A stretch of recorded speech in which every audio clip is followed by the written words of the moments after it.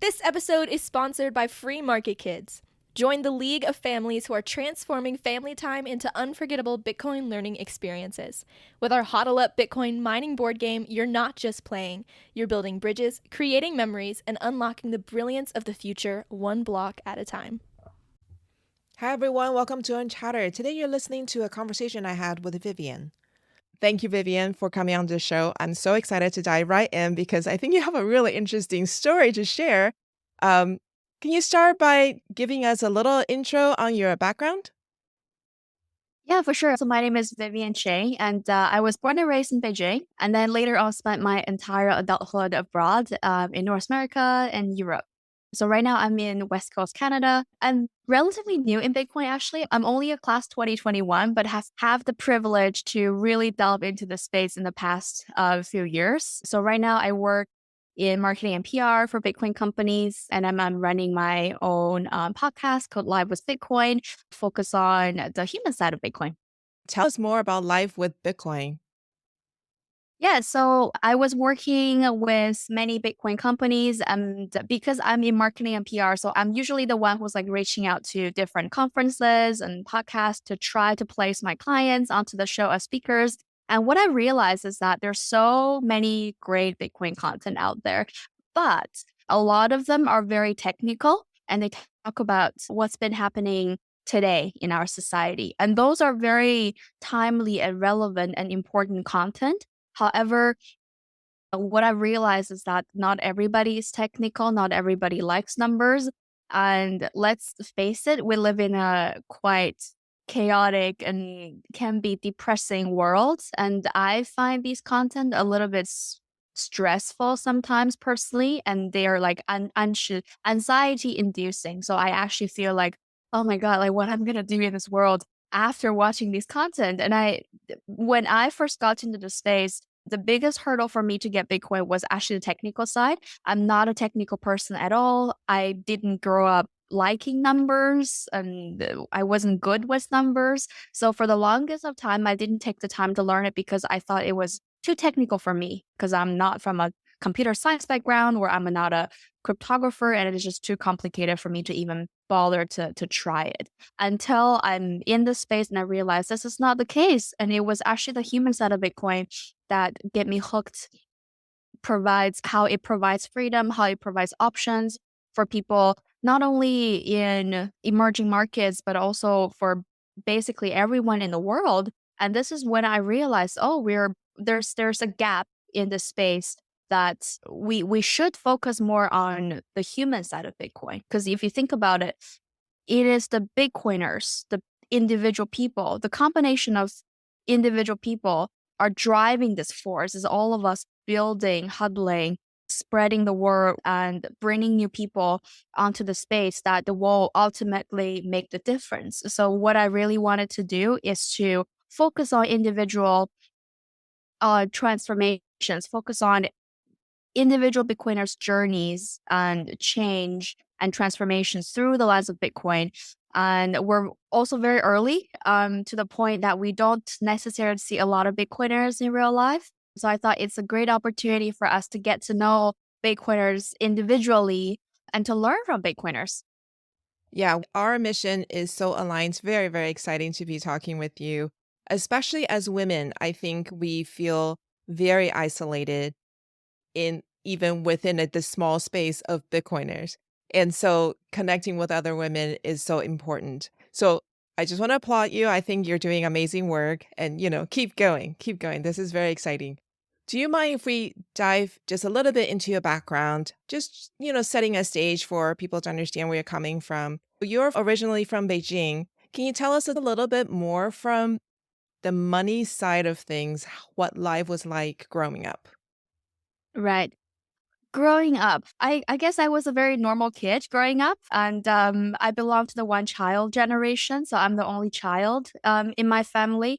It's I guess it's it's good in a way because they have all the resources and love and care only for me because I'm the only child, right? I think growing up, what I've witnessed about money is the transition from cash economy to a digital currency economy. I remember when I was growing up, when I was a kid, then people were using cash all over.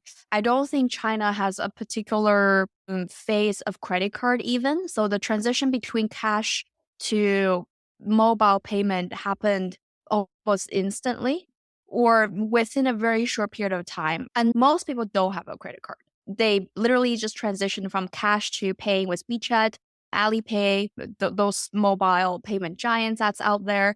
And even just a couple years back, when I went back, they are vendors. They don't take cash anymore. If you want to buy something with cash, they would actually say that, oh, we don't take cash. You pay with your WeChat. And it's weird because cash is fiat and they don't even take fiat.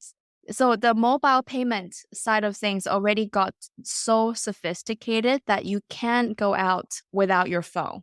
You need to tap your like traffic card, the transportation card when you're getting on a subway, getting on a bus, and you need to literally pay for everything with your phone on WeChat or Alipay for cabs. Some places still take cash, but I've experienced in the past is that they don't take cash anymore. And if you have like a 100 yuan bill, and sometimes they simply don't have the change and they would even let go of the business because you just cannot deal with money.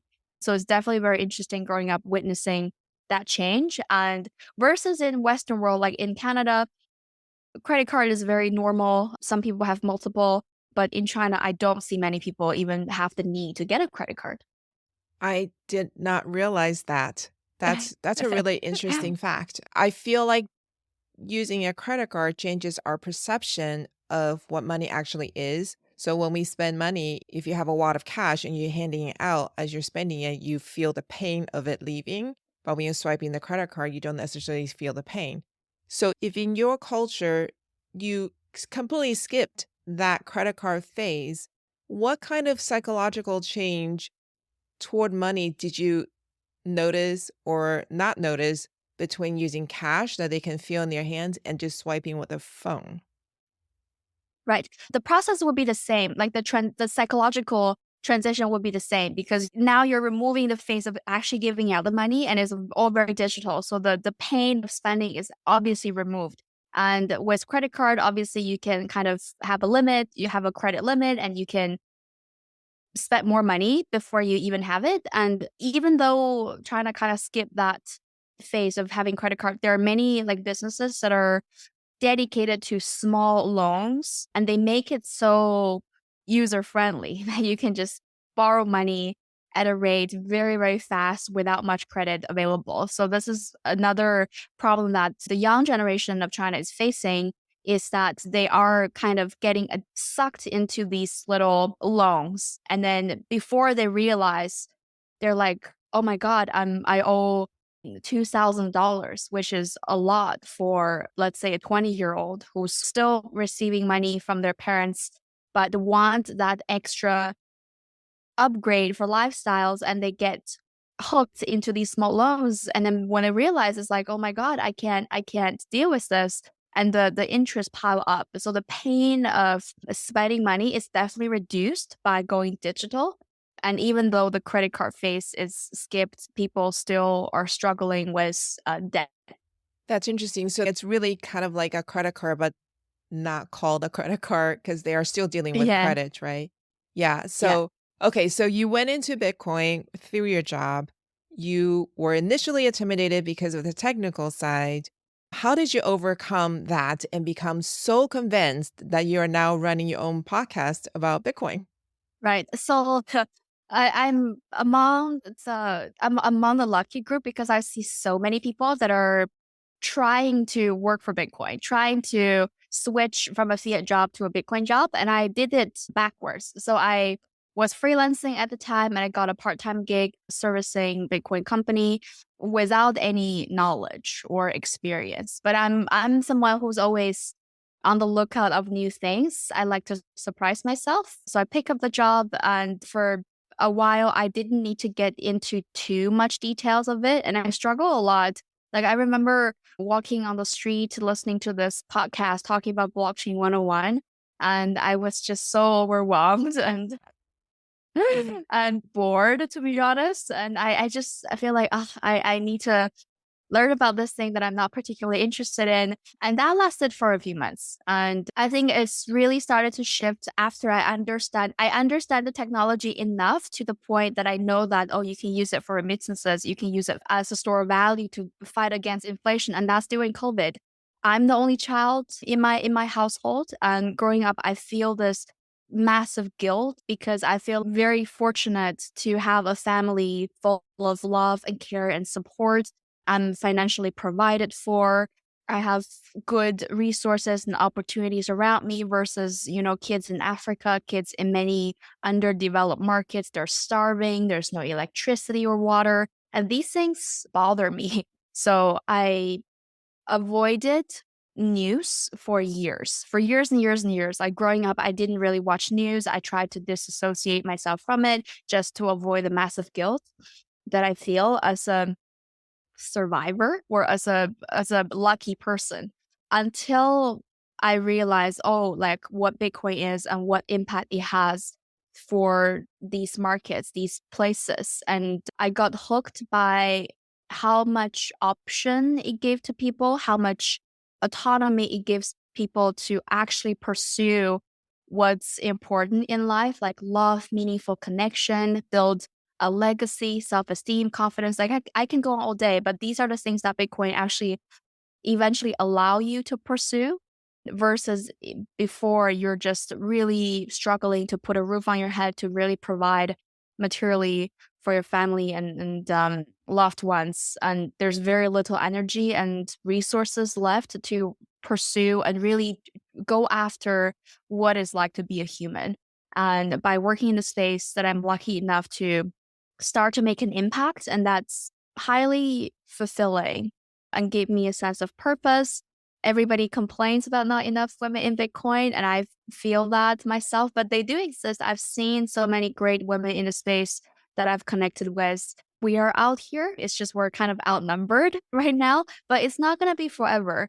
And this is partially because the content out there are so technical and political or politically driven, or where they talk a lot about the macro side of Bitcoin.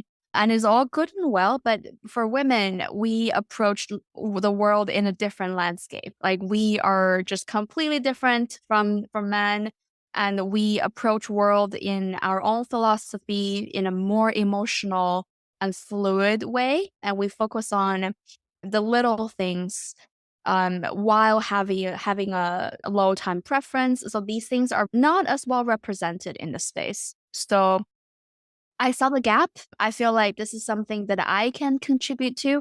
And for the longest of time, I've been trying to find an angle for myself to be in this space. How can I contribute even further? And the thing is, I'm not necessarily a speaker because I'm not particularly knowledgeable in many of the aspects that Bitcoiners talk about. However, what I've also realized is that there are a lot of great speakers in the space, but there are not enough great moderators. And I want to be that person. I want to be that person. I want to be able to ask good questions. I want to be able to evoke insightful thinking, to dig into the personal stories of Bitcoin to the point that people feel relatable. People feel encouraged in their day-to-day life to keep huddling, to keep fighting, to connect with underrated Bitcoiners in the space, and to share their personal stories, either they work in the space or not, and share with everybody that you're not alone. We're in this together. And there are so many Bitcoiners out there living their lives, trying to be their best self and to gain strains from it. And myself as well, like I've gained so much good strains and energy from the people I've been connected with in the past few months. And I'm really grateful for the opportunity. I think it's so true that men and women do think differently and they do approach Bitcoin from such a different lens. And like you said, there are Bitcoiner women out there. They're less vocal. Maybe they're even invisible because they value their privacy above all. But they are out there and we are going to reach them. We're going to unite them. I'm going to share our strength, our stories, which is why you and I are talking together today. Can you think of an example of someone that you have Mhm. encountered, like their outlook in life has transformed because of their contact with Bitcoin?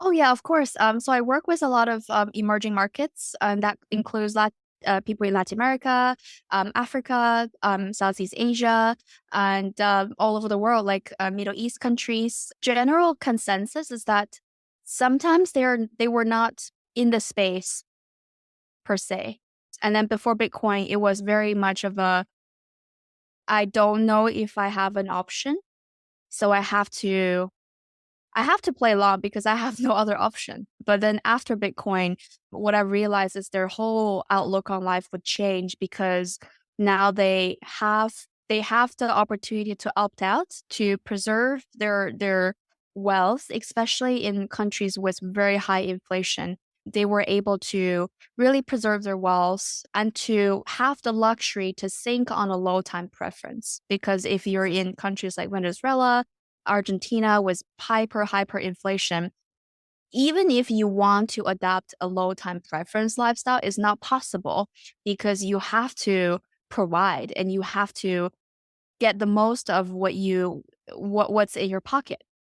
So it's you can have a low time preference mindset, but it's just simply impossible to implement. But Bitcoin actually enables people to live that life, to really start to act upon their beliefs. And that's huge because it's the alignment of action and beliefs that will create the most productivity. Otherwise, you're going to be constantly frustrated and hopeless. What I encounter the most from people in these markets are one word, it's hope, is that Bitcoin brings them hope.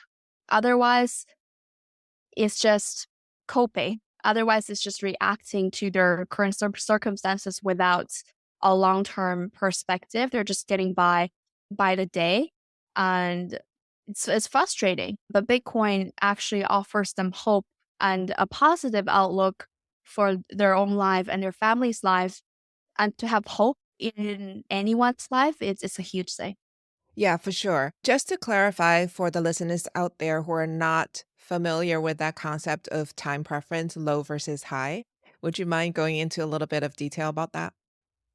Yes, when we identify ourselves as Bitcoiners, we're not just investing in Bitcoin. We hold a collection of values and beliefs that make us Bitcoiners.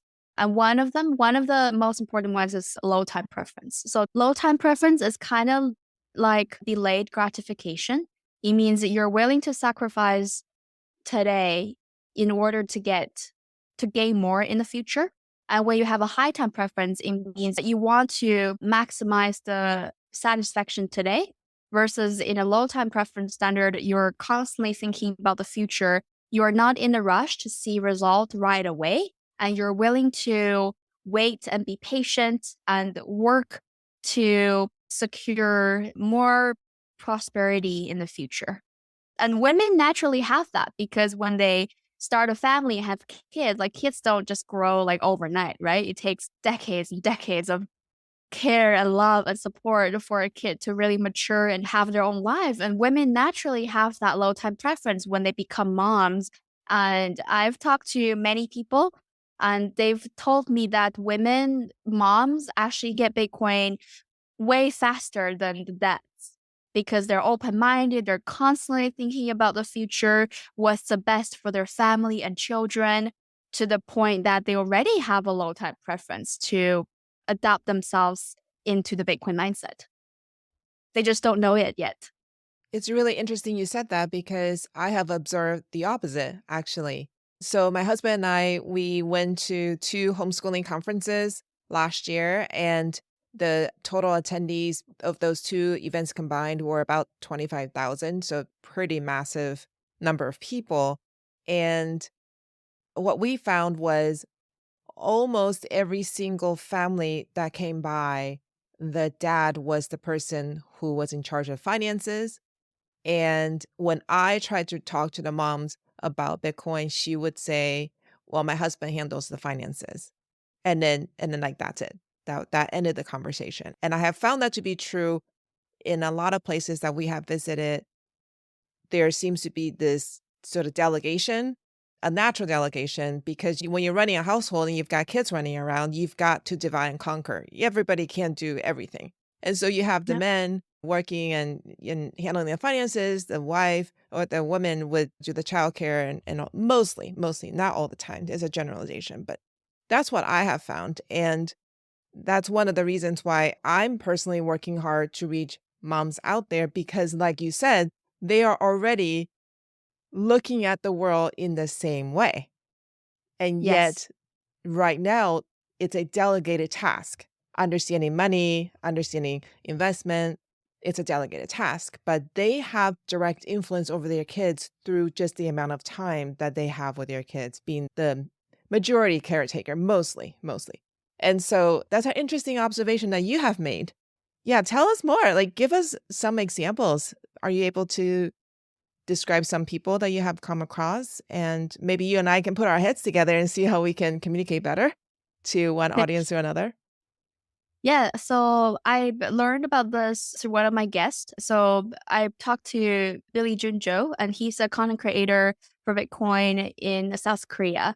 And he creates a Bitcoin content on YouTube and a Bitcoin newsletter. And what he shared is that the moms in the household are more open-minded, and because they are the primary caregivers in the household, they're naturally thinking about the future of the kids more, the future of the family more, and women generally have less ego. They don't have as much ego as men to always be right. They don't have the need to always be right. And that's what he observed too, is that the man usually have this mindset of I already know everything and I don't want to admit that I have something that I don't know.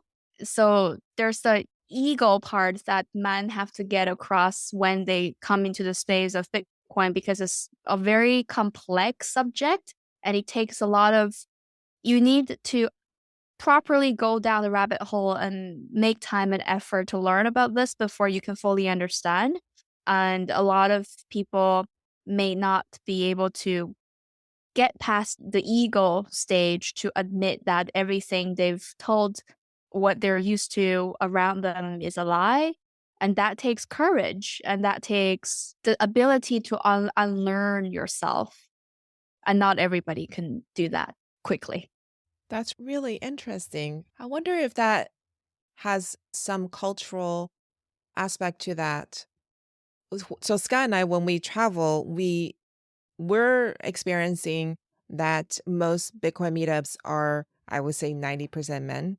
It's very rare for us to come across a meetup that has at least 40 to 50% women. Very, Hmm. very unusual. And mostly what we have encountered is the men would come to the meetup and the wife would stay at home and watch the kids. Yeah, that's what I've seen too. Yeah, so we're trying to have more family events. Scott and I have a meetup. If we can get the whole family involved, then it is no longer a man or woman thing. It's just a family thing. That's such a good idea because if you think about all these Bitcoin conferences, if any of them are listening, is that if you have a dedicated babysitting area where you get all of the kids together and do like kids workshops for Bitcoin, and we have seen content creators for children's book in the space, and maybe we can get them together to host something, to have the kids create a piece of art, to go through the book together, and have some opportunities for them to get exposed to Bitcoin in a engaging and informative way to the level that they can understand and really grasp the idea in a very young age. That's the potential is huge because you're spending the least amount of effort and making the most amount of impact in the next 20 years, right?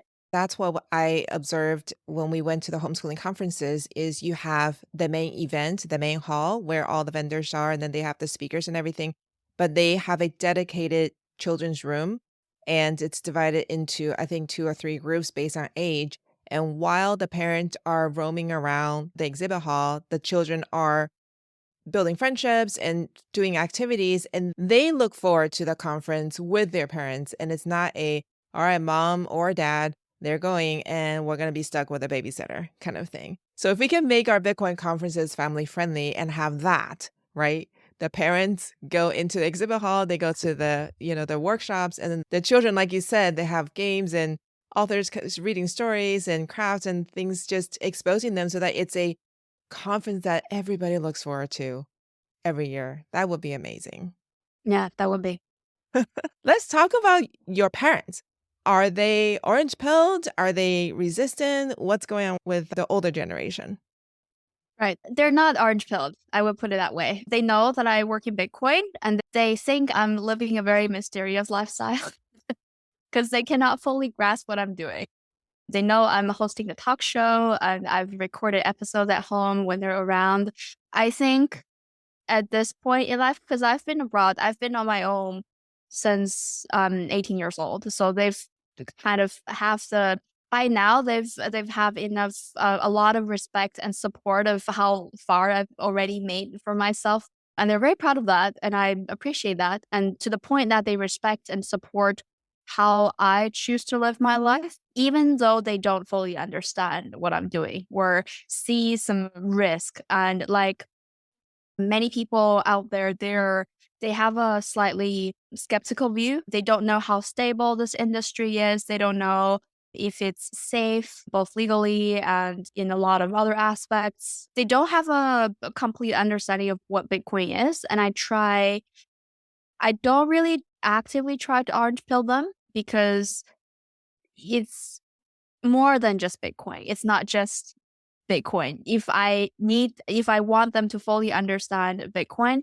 it's hours and hours and topics after topics of their own belief systems. And I don't want to just poke the beehive and get all bruised by and they wouldn't like it either. And they've gone through lives long enough to believe in what they believe in. And I'm not going to necessarily meddle with that and ruin our own relationships. I feel like for me, I'd rather be a daughter to them and I love them, I care for them, and I support their decisions in life.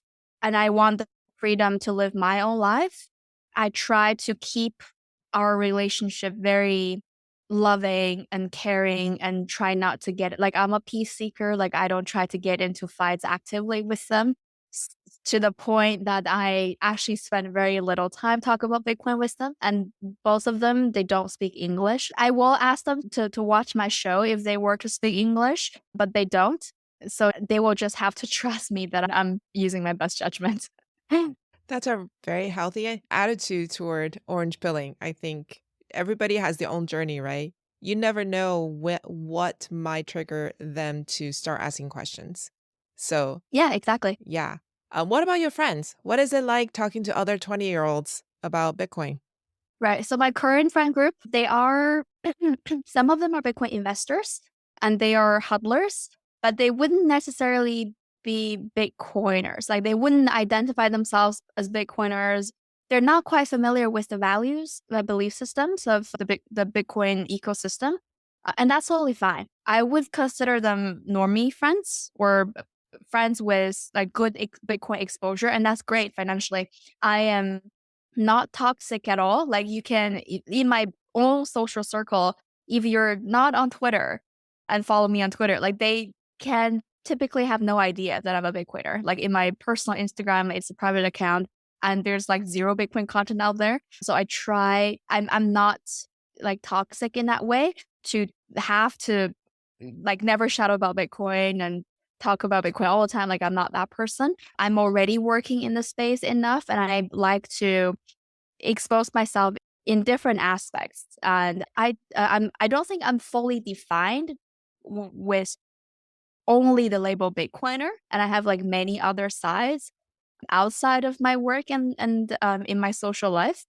But I make sure that people around me that I care about do know I'm a Bitcoiner to the point that if they have any questions, I make myself available to answer these questions. I make myself available to help them set up things because it can be very confusing, all the address and copy and paste and the anxiety of setting up a transaction. Like I've been through all of that. So I'm there to help them if they need, but I'm not going to be the person that actively like hold the flag of talking about this all the time. Yeah.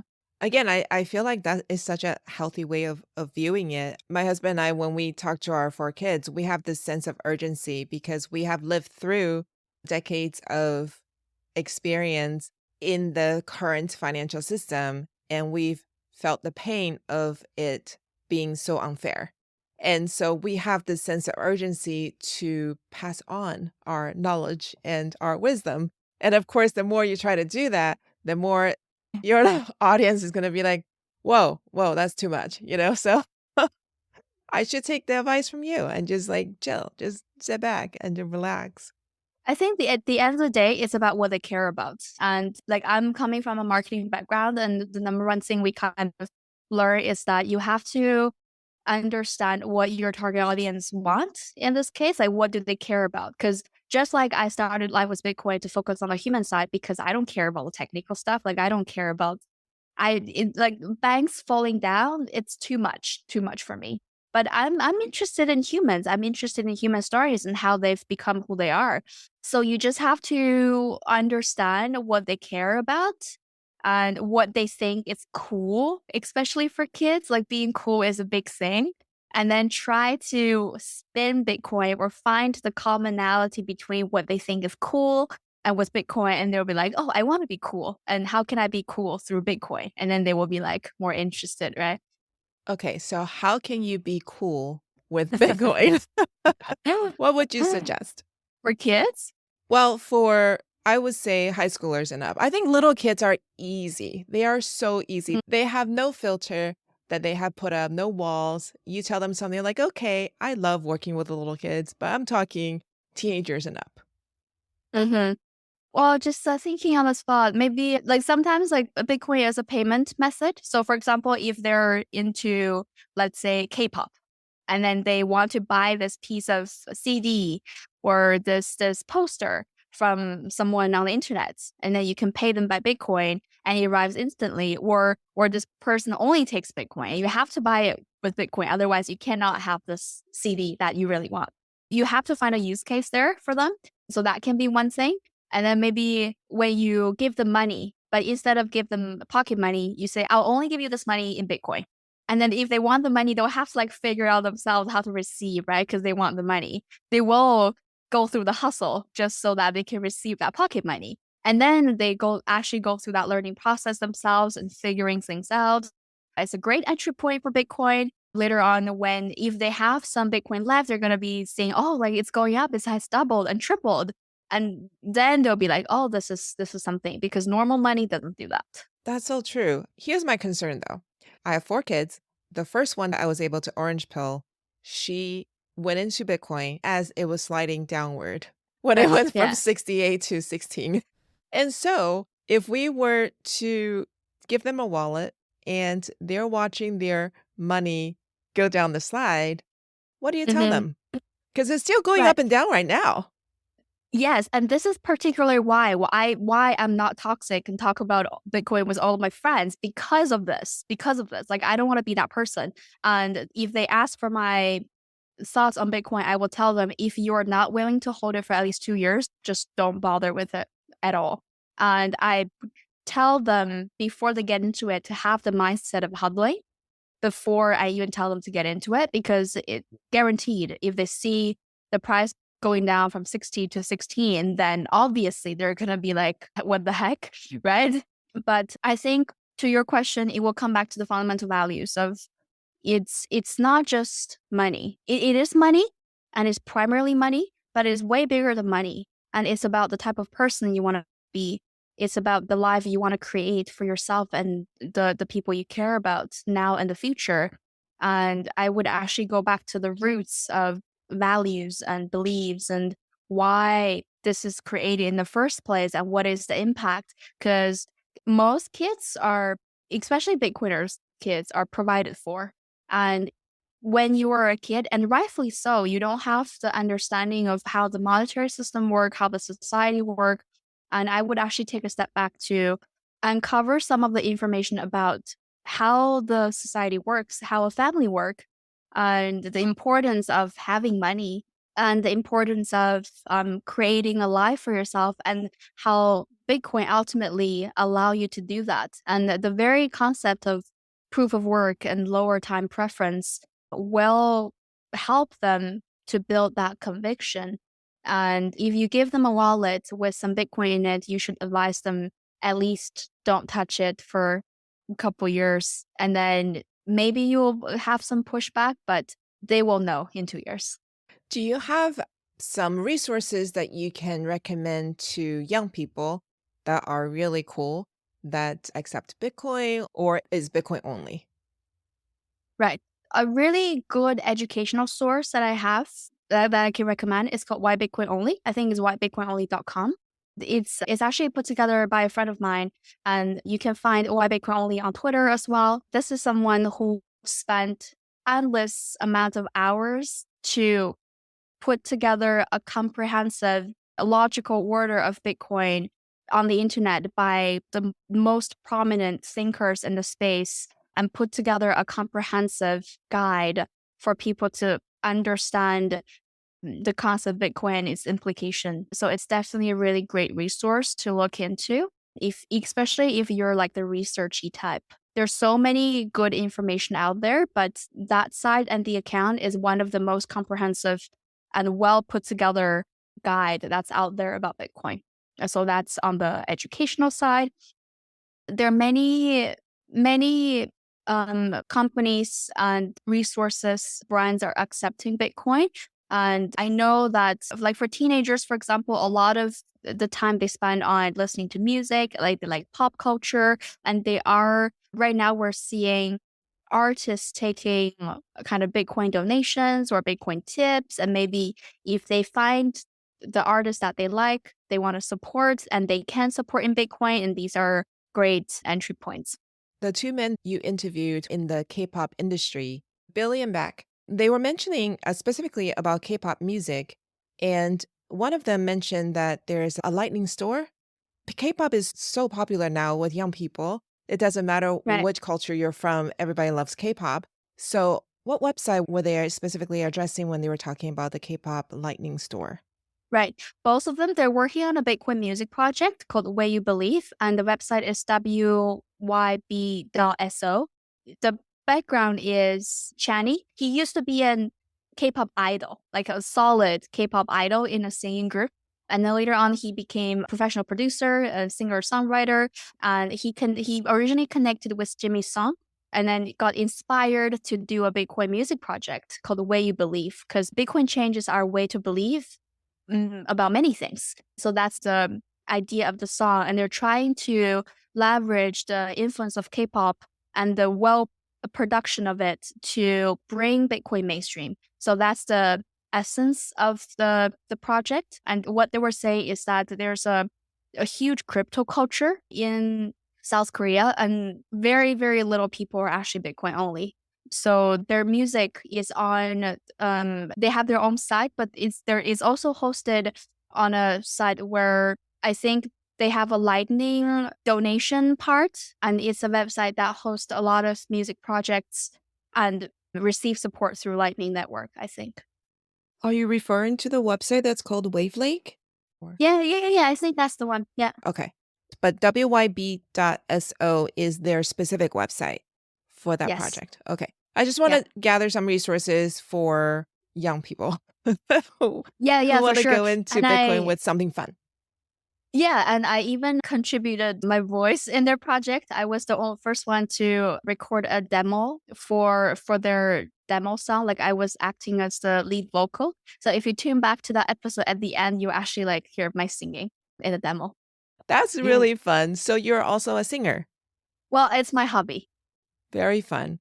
And are you streaming for sats right now with your songs? No, I would like to though. I would like to. Like singing is one of my like less known traits or things about me, but I really do enjoy singing. I played music growing up, and music till today is like still a lot of a source of happiness, and my speaker is permanently on when I'm at work at home.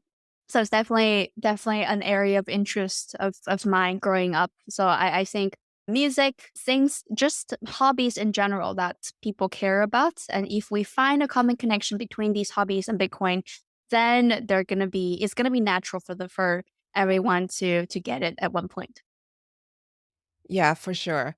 So going back to your background of traveling from China to Canada to the UK back to Canada, are you noticing any sort of cultural differences in terms of Bitcoin adoption?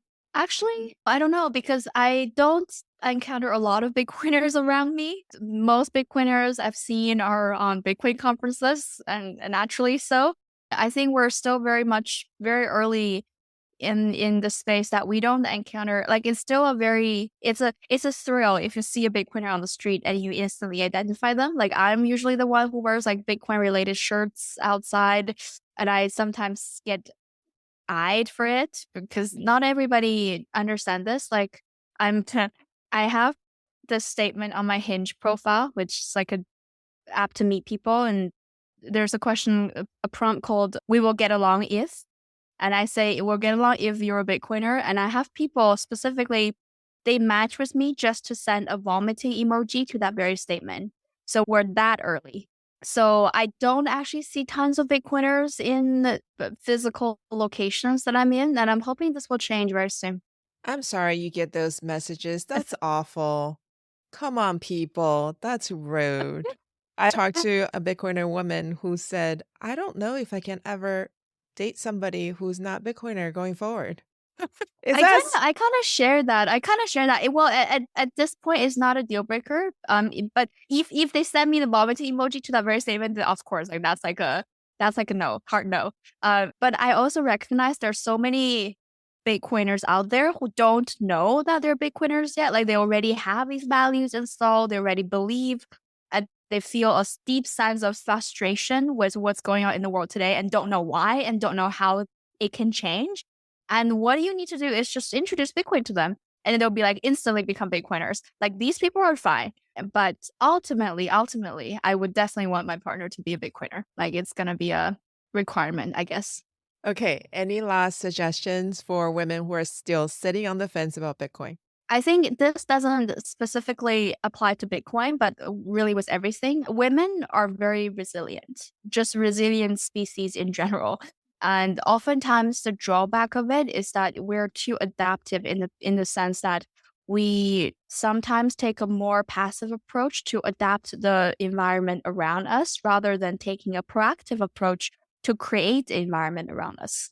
So what I would encourage everybody that's out there not only on the fence of Bitcoin, but just in general, to be more intentional in life, to think about if I'm training myself to get used to something, or if this is something that I want and I like, to have train ourselves to have more autonomy, to make more active decisions based on our beliefs and our values instead of just accommodating people around us and trying to fit in the blank space. Rather, we create space for ourselves. We create the life that we want to live and take a more proactive approach. And when you start doing that, you will start to see so many things are wrong. There's so many things that you don't necessarily agree with, but you're playing along for the sake of it. Women are more on the front of peace seekers. So sometimes we would be agreeable just to avoid conflicts. Yeah, I suggest everybody to reconsider that approach. Just be more intentional and less afraid of putting ourselves out there. Make authentic decisions, be more true to ourselves and be more real. Social issues and economy is not a patent for men. And these things, if explained well, are not too complicated for everyday women out there. And this is what we're doing at Live with Bitcoin by focusing on individual stories. Like those are the things on the emotional side, these are the things that women can relate better. And I believe it will help. And I'm very excited to do my share for the community. But yeah, just live intentionally, do things with a more proactive approach. And we're already on the low time preference standard. So that's already done. And then one day or another, the puzzles will piece together and it will all lead to Bitcoin. Well said. Well said. Thank you so much, Vivian. It was so wonderful chatting with you. Thank you so much for sharing your Bitcoin story with us. Yeah, of course. Thanks for reaching out and to stay in touch. I'm BTC Viv, so BTCVIV on Twitter. And the show is called Live with Bitcoin. It's also on Twitter. It's Live with Bitcoin, but with just a W. So LIFEW Bitcoin. I'm on YouTube as well. Feel free to reach out if there's anything I can help. Thanks for joining us today. If the discussion with our guest resonated with you and you would like to dive deeper into the world of Bitcoin, don't miss out on joining the Orange Hatter Women's Reading Club. The meetup link is in the show notes. Also, if there are women in your life whom you think would both enjoy and benefit from learning more about Bitcoin, please share Orange Hatter with them. Until next time, bye!